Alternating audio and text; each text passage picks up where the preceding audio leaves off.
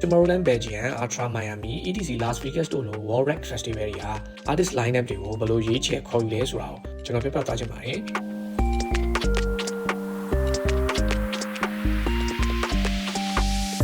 Tomorrowland, Ultra Miami, EDC Las Vegas တို့ရဲ့ artist ခေါ်ယူတဲ့ပုံစံတူမလို့နဲ့တကယ်တော့တူးမနေဘူးဗျ။ Tomorrowland ကြောင့်ကျွန်တော်စပြောရအောင်။ Tomorrowland က Europe က Belgium နိုင်ငံမှာကျင်းပတဲ့ camping festival ဖြစ်တော့ Europe ဘက်ကကာချာတွေလွှမ်းမိုးတယ်။အဲ့တော့ရှင်းနေဗျာ main stage မှာဖျော်ပြရတဲ့သူတွေက house အနွယ်ဝင် music တွေဖွင့်တဲ့ artist တွေအများဆုံးဖြစ်တယ်။ဒီတစ်နေ့ရဲ့နာမည်ကြီးတဲ့ house, techno, trance artist တော်တော်များများကို Tomorrowland မှာတွေ့ရဖို့အများကြီးမျှော်လင့်လို့ရတယ်။ main stage မှာမဟုတ်ဘဲ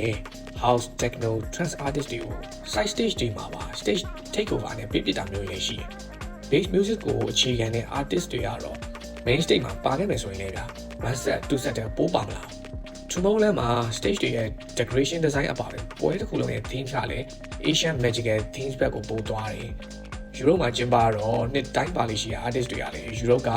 big artist တွေများတယ်။ပြီးတော့ bass music ကိုအခြေခံတဲ့ American big artist တချို့လည်းမျှော်လင့်လို့မရနိုင်ပြန်ဘူး။ဥပမာပေးရရင်ဗျာ Dimitri Vegas and Limelight,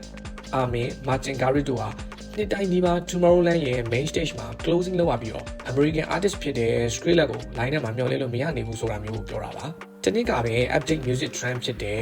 acid techno queen Charlotte ကို closing ပေးခဲ့ပို့တယ်ဗျာ။နောက်ပြီးတော့ Tomorrowland နဲ့အမြဲတွဲလျက်မြင်နေရတဲ့သူကြောက်ရှိရင်ဘယ်လိုလဲဆိုတော့ music ဘိုင်းရော visual ဘိုင်းမှာပါဟိုလိုနဲ့တကယ်စီအားကြတဲ့ Aris Bright ပဲ Tomorrowland ကိုတွားရတာသူတယောက်ထင်းနေတန်နေဗျာ။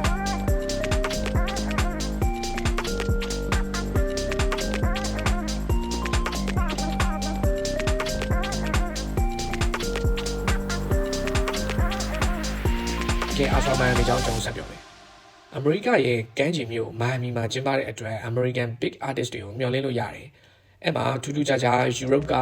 Sweden နိုင်ငံရဲ့ legendary artist Swedish House Mafia က Tomorrowland မှာမတွေ့ရပဲ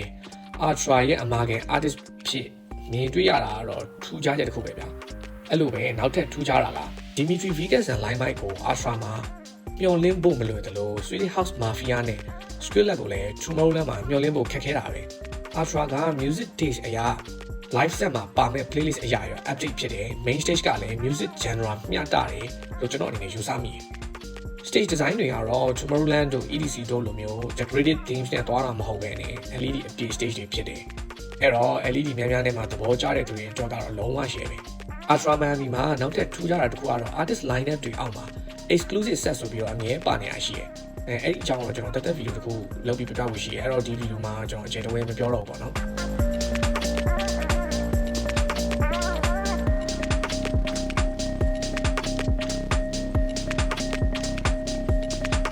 နောက်ဆုံးတစ်ခုက EDC Las Vegas မှာကျင်းပတဲ့ EDC ကလည်း camping festival ပဲသူလည်း Tomorrowland လို့ stage design ကို themes နဲ့သွားထားတယ်သူ stage design တွေက hard ဆန်တယ်လို့ music taste တွေကလည်းပြင်းထန်မှာကြောတဲ့ hard ဆန်တဲ့ဘက်ကိုအသွားပုံများတယ်ပေါ့နော်အဲ့တော့ Catchin music taste ကိုပေးနိုင်တဲ့ artist တွေက EDC main stage တွေမှာတွေ့ရတယ်ဗျာဥပမာ Exhibition လိုမျိုးကျွန်တော်တို့တွေ့ရမယ်